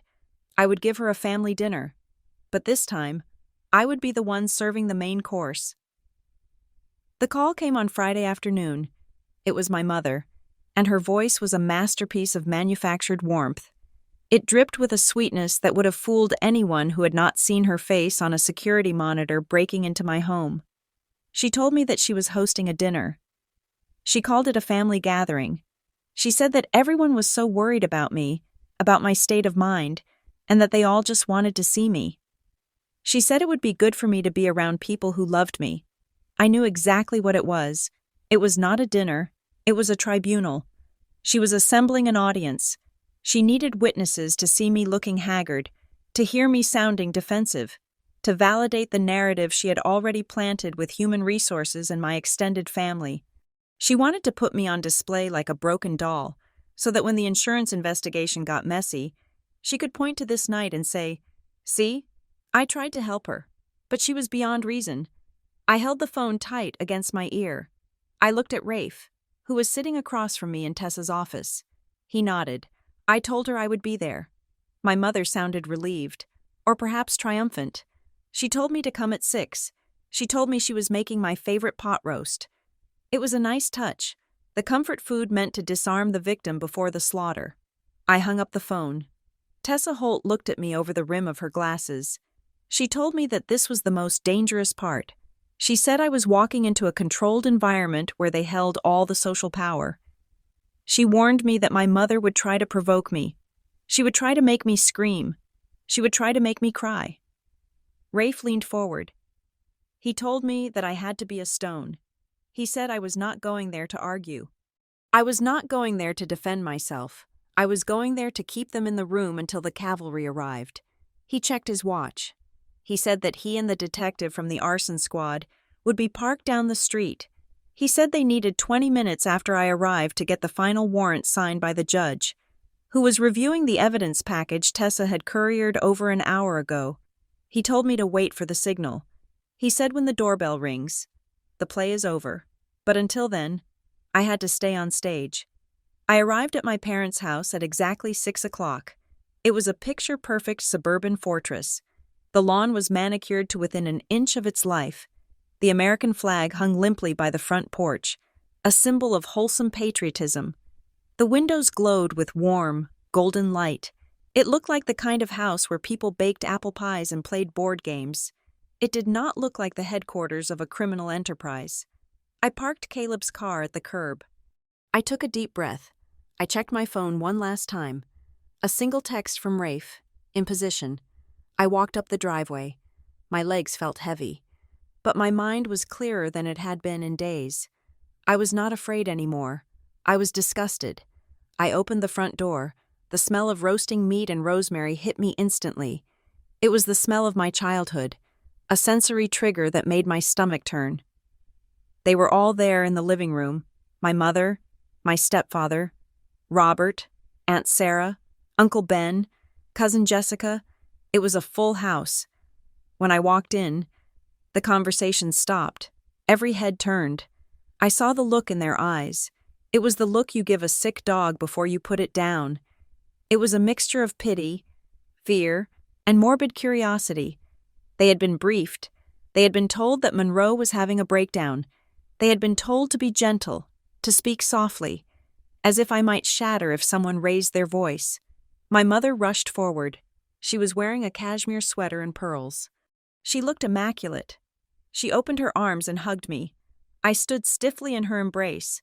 I felt her heart beating against my chest. It was beating fast. She pulled back and held me at arm's length. She scanned my face. She told me I looked pale. She told me I looked thin. She said it loud enough for everyone to hear. I looked at her. I did not smile. I said I was fine. She led me into the living room. Aunt Sarah stood up and hugged me. She whispered that everything was going to be okay, and that I just needed to rest. Uncle Ben patted my shoulder awkwardly. They offered me wine. I declined. I wanted a clear head. We moved to the dining room. The table was set with the good china. Candles were flickering. It was a scene of domestic perfection. I sat at the end of the table. My mother sat at the head. The director of the production, Robert, sat opposite her. He looked terrible. His skin was gray, and he was sweating despite the cool air in the house. He kept glancing at his phone, which was face down on the tablecloth. He poured himself a glass of red wine and drank half of it in one swallow. The dinner began. For the first 10 minutes, the conversation was excruciatingly normal. They talked about the weather. They talked about Jessica's new job. They talked about Uncle Ben's golf game. But the tension was there, vibrating under the surface. They were walking on eggshells, waiting for me to do something crazy, waiting for me to start ranting about conspiracies. Then, my mother decided it was time to pivot. She put her fork down. She looked around the table, gathering the attention of her audience. Then she looked at me with eyes that were shimmering with unshed tears. She said she wanted to say something. She said that this week had been a nightmare for the whole family. She said that seeing me go through this tragedy, the fire, the loss, had broken her heart. She reached out across the table, trying to touch my hand. I pulled my hand back. She let out a small, wounded sigh. She said that she knew I was confused right now. She said that trauma does terrible things to the mind. She said that she had heard. She wouldn't say from whom, but she looked pointedly at my aunt, that I had been saying some hurtful things, that I had been blaming people who only wanted to help me. She looked at the relatives. She said that she forgave me. She said she knew it wasn't really me talking. It was the stress. It was the shock. Aunt Sarah nodded sympathetically. She looked at me and told me that my mother loved me more than anything. She said I should not push her away. It was a masterclass in gaslighting. She was using their empathy as a weapon against me. She was rewriting reality in real time. I looked at Robert. He was refilling his wine glass. His hand was shaking so hard the bottle clinked against the rim. He knew. Of course he knew. He was the reason for all of this. He was the one who had gambled away their security, forcing them to burn mine. I looked back at my mother. She was waiting for me to explode. She wanted me to scream, "You liar." She wanted me to flip the table. That would prove her point. That would prove I was unstable. Instead, I picked up my water glass. I took a slow sip. I set it down without making a sound. I spoke. My voice was low, calm, and terrifyingly steady. I asked her a question. I asked her how the drive was on Tuesday. The table went silent. My mother blinked. She looked confused by the change of subject. She asked what I meant. I asked her again. I asked her how the traffic was when she came to my apartment on Tuesday. She laughed. A nervous, tinkling sound. She said it was fine. She said she didn't remember exactly. She asked why it mattered. I leaned forward slightly. I locked eyes with her. I asked her how long she stayed at my apartment. She looked at Aunt Sarah, then back at me. She put on a mask of confusion. She said she told me already. She said she just dropped by for 15 minutes. She said she used the restroom and left. I nodded slowly. I said, 15 minutes. She said yes. 15 minutes. I looked at the rest of the table. I saw the doubt starting to creep into Uncle Ben's eyes. He was looking from me to her. My calmness was unsettling them. It did not fit the hysterical daughter narrative. I looked back at my mother. I asked her why she was carrying the big black bag. Her face froze. The color drained out of her cheeks, leaving 2 spots of rouge standing out like bruises. She asked what bag. I described it. The large black tote with the leather straps, the one that was heavy when she walked in. She stammered. She said she always carried a purse. She said I was focusing on strange details. She looked at Aunt Sarah and said, "See? She is obsessing over small things. It is the trauma." I did not let her look away. I kept my voice flat. I asked her why the bag was empty when she left. Robert dropped his fork. It hit the china plate with a loud clatter. My mother's eyes widened. She realized then that this was not a conversation. It was an interrogation. She tried to rally. She stood up, her chair scraping against the floor. Her voice rose in pitch. She said this was ridiculous. She said she invited me here to have a nice family dinner, and I was interrogating her like a criminal. She started to cry. Great, heaving sobs. She cried out that she was my mother. She said she would never hurt me. She said I needed help. She said she was going to call a doctor. The relatives looked uncomfortable. Aunt Sarah started to stand up to comfort her. I stayed seated. I did not raise my voice. I cut through her sobbing with 6 words. I said, "The building has hallway cameras. Mom." The crying stopped instantly. It was like someone had flipped a switch. 1 second she was weeping. The next second she was stone silent. She stared at me. Her mouth opened, but no sound came out. I continued. I told her the cameras were high definition. I told her I saw her enter at 10:46. I told her I saw her leave. I told her I saw her waiting in the stairwell. I looked at Robert. I told him I saw her use a lockpick to get back into my apartment after I left for work. Robert went white. He looked like he was having a heart attack. I looked back at my mother. I told her I saw her stay inside for 3 hours. I asked her what she was doing in my apartment for 3 hours with a heavy bag that left empty. The silence in the room was absolute. It was a vacuum. The air had been sucked out. Aunt Sarah froze halfway out of her chair. Uncle Ben was staring at my mother with a look of dawning horror. My mother looked trapped. Her eyes darted around the room, looking for an exit, looking for an ally. But there were no allies here. The lie had been too big, and the truth was too specific. She tried to speak. She tried to say it wasn't true. She tried to say I was hallucinating. But then Robert's phone buzzed. It was lying face down on the table. It buzzed once, twice. It was a long, sustained vibration. A call. Robert picked it up with a trembling hand. He looked at the screen. He did not answer it.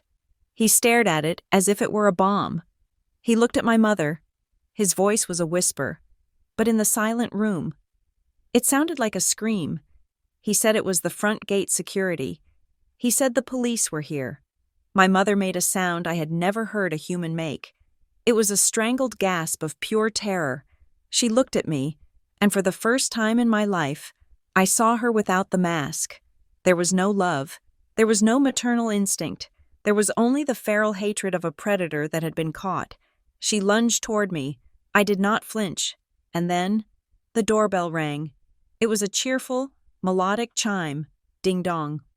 The sound echoed through the house, bouncing off the framed family photos, the expensive furniture, and the lies that held it all together. No one moved to answer it. I stood up. I smoothed my napkin and placed it on the table next to my untouched plate. I looked at my mother. I looked at Robert. I said, "I think you should get that." I walked to the window and pulled back the curtain. Outside, the red and blue lights of the police cruisers were reflecting off the pristine white siding of the house. They were silent, flashing in a rhythmic, Hypnotic pattern. The trap had snapped shut. The doorbell did not ring again. It did not have to. The front door of my parents' house was not locked. I had left it unlatched when I walked in. A small detail I had arranged with Rafe via text message while sitting in the car. The handle turned, and the heavy oak door swung open with a groan that sounded like a coffin lid being lifted. The hallway flooded with uniforms. It was not a chaotic raid like you see in movies. It was worse. It was precise, cold, and overwhelmingly bureaucratic. 2 uniformed officers stepped in first.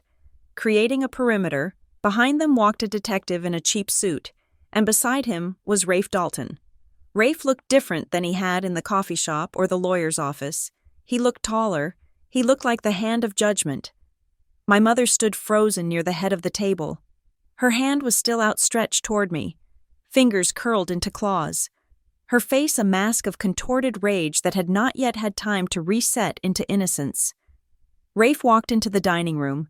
He did not look at the relatives. He did not look at the roast beef cooling on the table. He looked directly at Linda Graham. He spoke clearly, his voice filling the room, bouncing off the vaulted ceiling.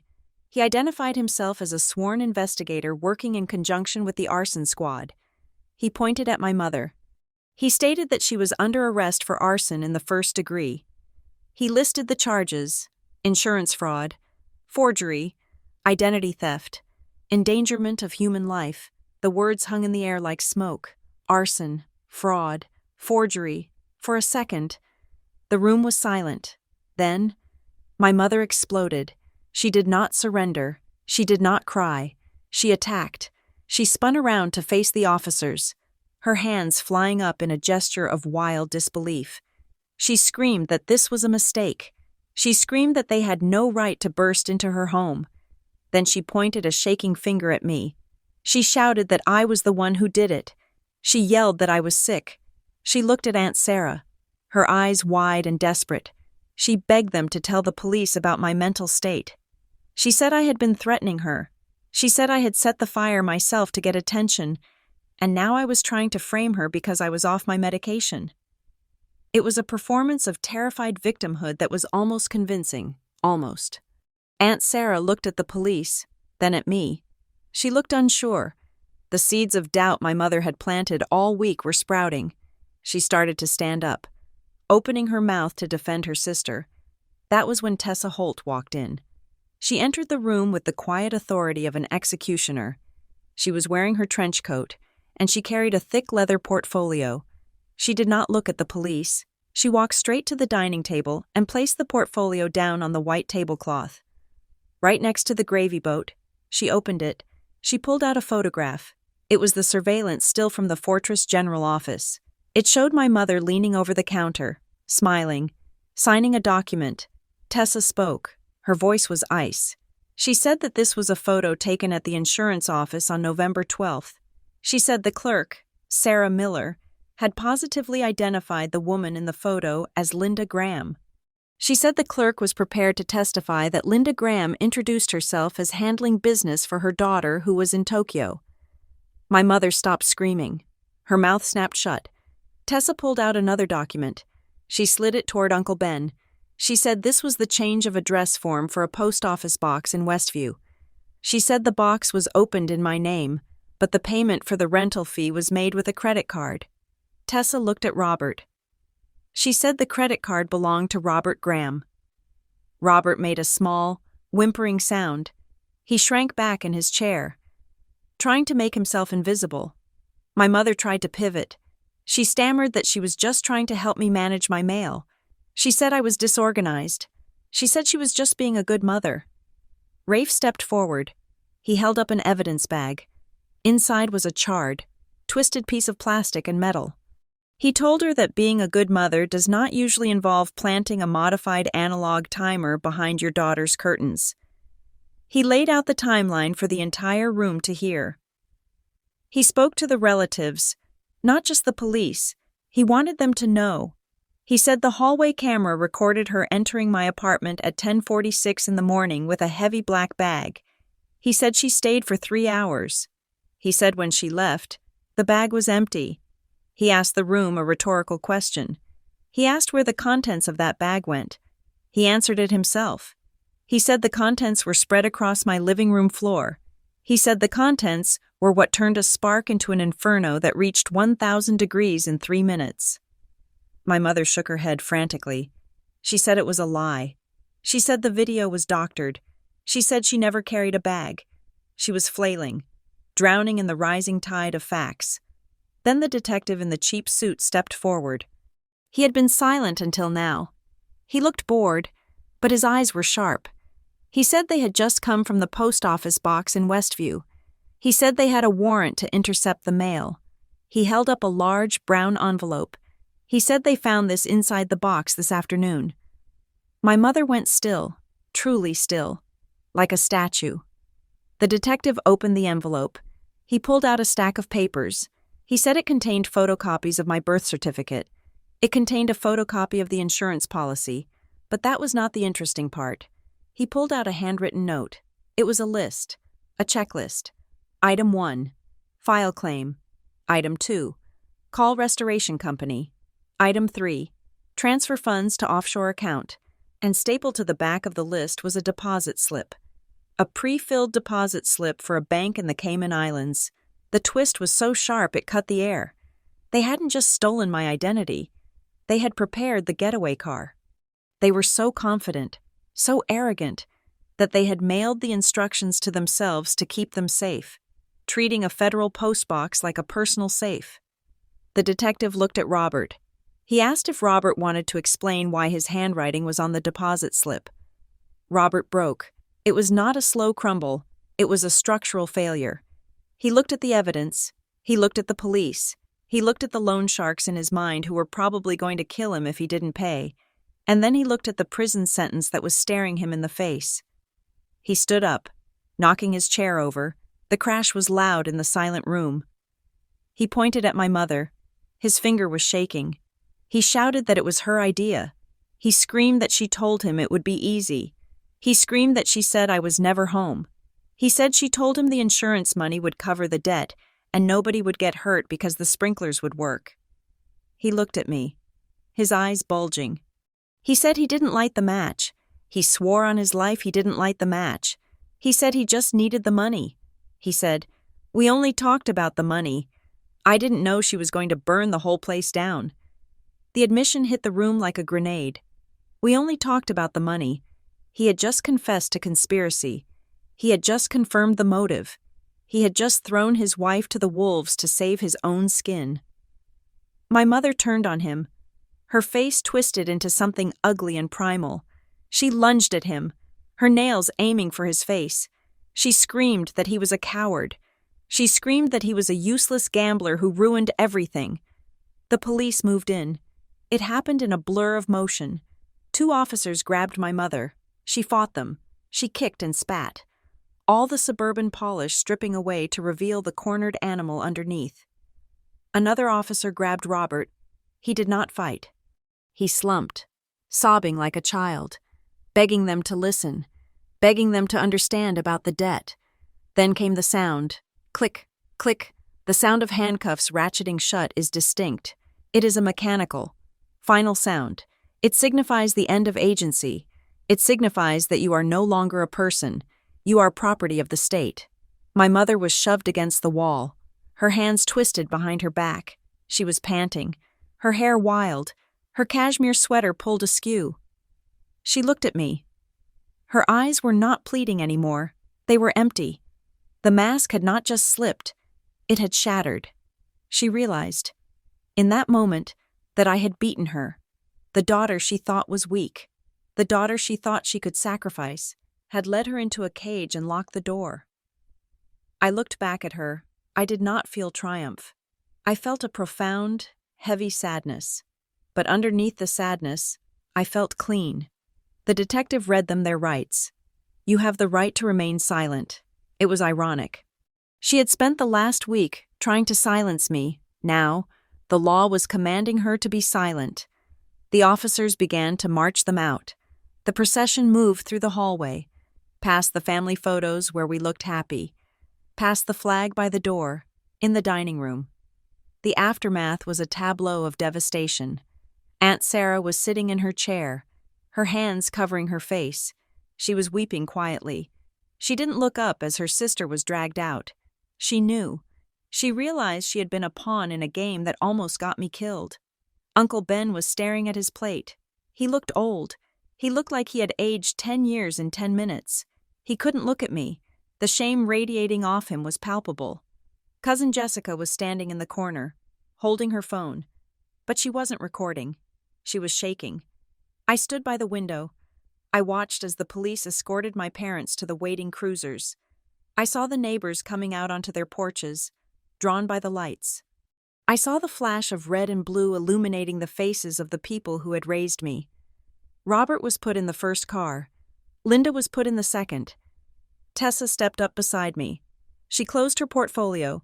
She said it was done. She said the district attorney would have a field day with the deposit slip.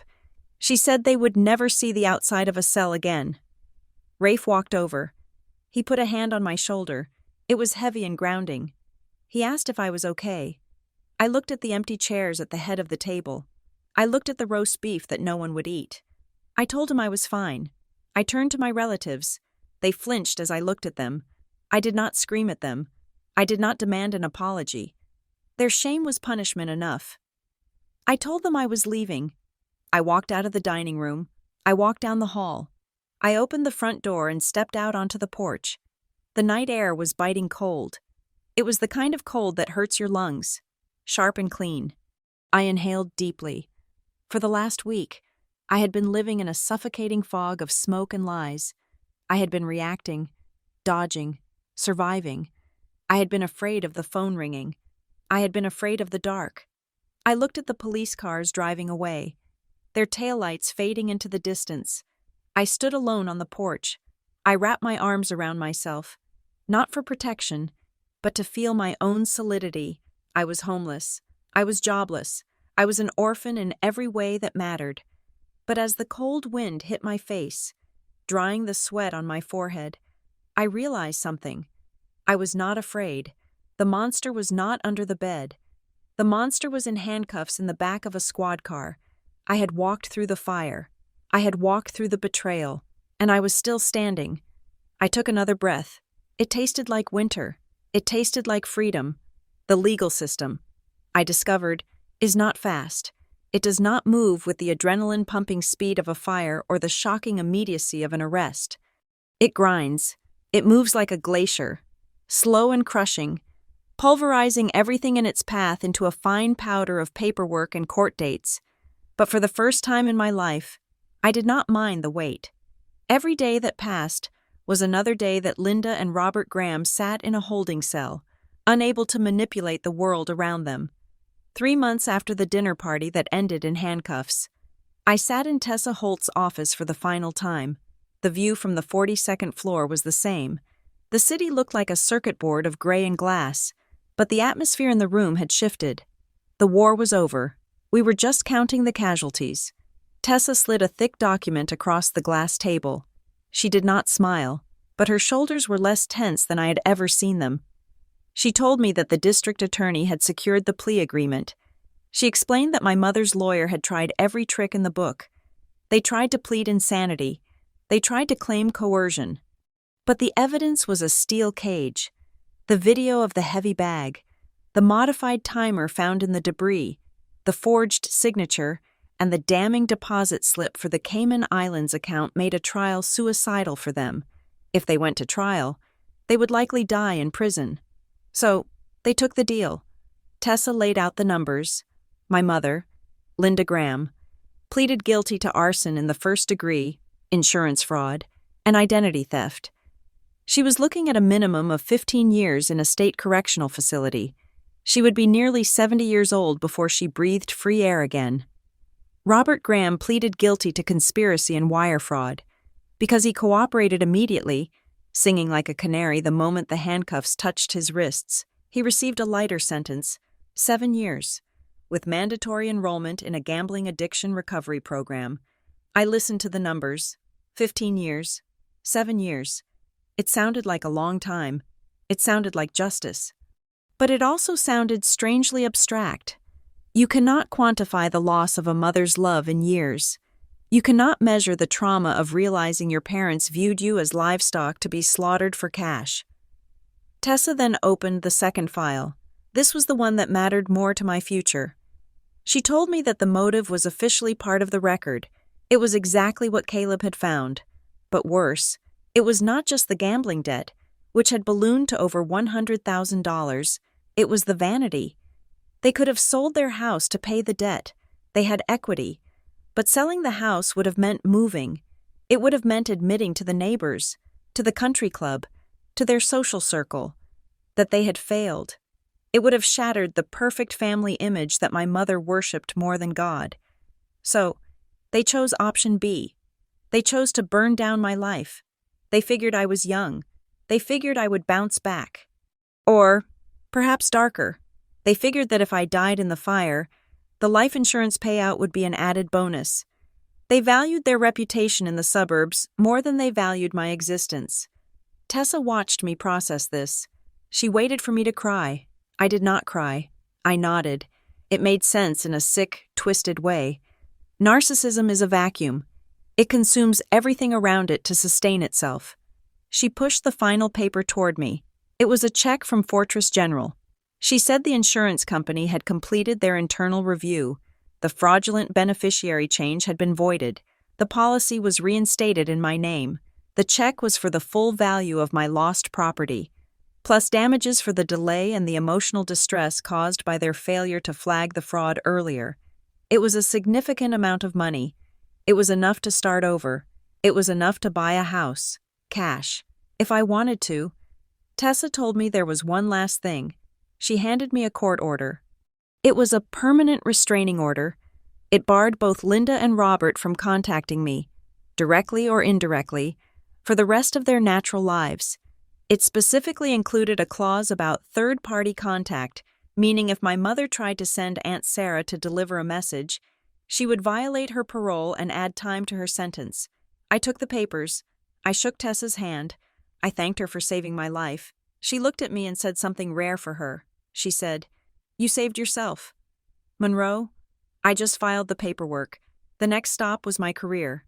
The suspension from Northbridge Analytics had been a dark cloud hanging over me, but Tessa had sent a letter to the legal department and the head of HR that could have peeled paint off the walls. She attached the police report, the arrest records, and the proof that the anonymous complaints had originated from a burner phone traced to my mother. I received an email from the vice president of the company. It was apologetic, bordering on groveling. The fitness for duty hearing was canceled. My record was scrubbed clean. They offered me a promotion and a raise, partially because I was good at my job, but mostly because they were terrified I would sue them for wrongful suspension. I accepted the reinstatement, but I requested to work remotely for 3 months. I needed space. I needed to rebuild the foundation of my life before I could sit in a fluorescent office and pretend to care about spreadsheets.